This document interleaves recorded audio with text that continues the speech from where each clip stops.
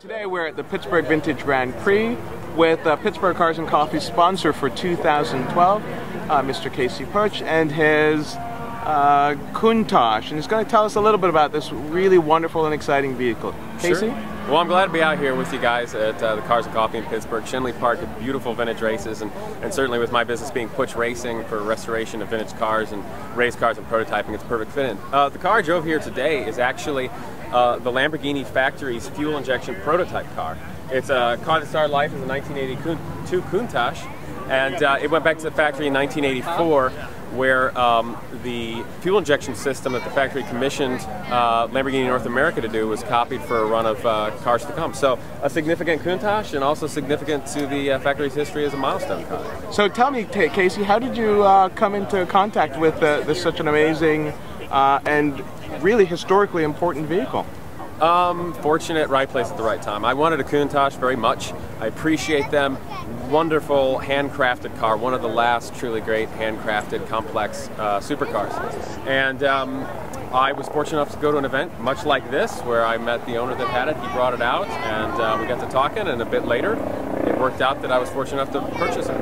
Great. So would you like to give us a walk around the car and tell us about some of the features? What really made the Countach the Countach? And sure. You know, as we think about this, we think of the Countach. I know when I think back to my childhood, this was the car that was on my wall. So, so what is it about Lamborghini, and what is it about the Countach? Well, you know, the Miura really started the supercar revolution, and the Miura came before the Countach, and that was the Transverse V12. And then after that, its replacement was the Countach. A car that has its V12 engine mounted longitudinally in, behind the cockpit. It's a lot like a prototype car, a Le Mans car of the era, the 70s.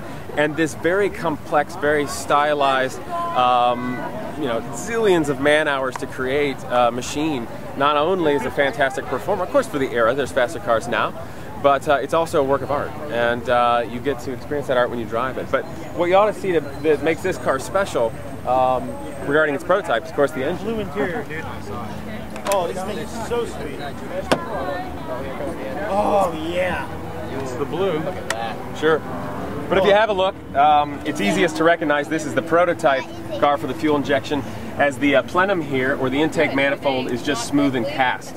The production cars that came immediately after this from the factory were finned and had said Lamborghini on that. And it's a neat car.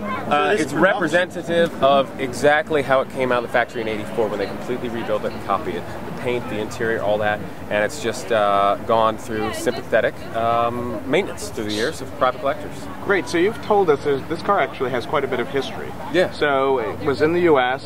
Tell us a little bit about what happened in the U.S. It also it was re-exported and then re-imported. So tell us a little it's got bit a about story. that. It's been globetrotting a bit. It came over the United States, imported by Jasper Airwalla in 1982. It was the first 5-liter Countach that came to the United States, and was an earlier production 5-liter. There was some in Europe before that. The car at that time, I believe they used as the Geneva show car, and it also showed it like the first Concorso Italiano on the West Coast, and apparently was up with Pebble Beach and all that at the time. Now in '83, the factory in Italy got with Trevor Thomas, who is the managing director of Lamborghini North America, and of course Jasper Airwalla, the importer, and those guys teamed up with some very brilliant minds that have worked throughout racing in the world. They designed the first fuel injection system to be on Lamborghinis, and the whole point of that was, while we all think of the Lamborghinis, we want fast speed and we don't care if it meets emissions or does all these things. With the changing times, cars have to evolve. They have to be cleaner, they have to be more efficient, they have to make more power, they have to be more reliable, they have to be, quite frankly, easier to drive. And this is the way that Lamborghini started doing that. So when the car's injection system was finalized, it went to Michigan, because the United States has the most stringent tests, especially then, from things relating to emissions, hydrocarbons, hot shed tests, all of these things. So the car legitimately went there and truly passed all of those tests. Once that happened, the car then was shipped back to the factory, let's say about '83, '84, where the factory finished or finalized the design of the front and rear bodywork. They had copied this fuel injection system exactly for a run about 50, 60 cars to come. And the car was rebuilt. So actually the paint that it wears is the paint that it got at the factory the second time it was there. and is essentially in that exact state. Great. And today I'm going to drive it back to Columbus and enjoy the ride. Excellent. Then you drove it to Pittsburgh from Columbus, in fact. I did. You know, the car has low miles on it, but as with any car, it is healthy for them to exercise there, to let them heat up, to let the seals stay oiled and all that sort of thing. And, you know, life is short. The car does not get driven a lot, but, you know, the Pittsburgh Vintage Grand Prix and coming out for the Pittsburgh Cars and Coffee guys is a real fun thing and a valuable thing. And I wanted to drive it out, and I think everybody appreciates seeing it. Absolutely. It's great to have a car like this and this vintage in our midst. Would you like to tell us a little bit about the interior as well? Absolutely. Just a little bit around there. Pardon me, sir. Well, the interior is really quite standard Countach of the time in '82. This one's fitted with a very neat medium blue leather, and it's got some floor mats on there to protect the originals. But it's very nice also, because the unfortunate thing about Ferraris and Lamborghinis at the time that maybe don't have quite as sympathetic ownership, the leather will shrink in the sun and heat and crack and do things like that. The seams might separate, but this leather is the original. It's very, very nice, and that's something that is wonderful to have, because you can never unrestore a car. You can never go back in time. So to have this representative of that milestone car, exactly what it was, is, you know, it's like a time capsule.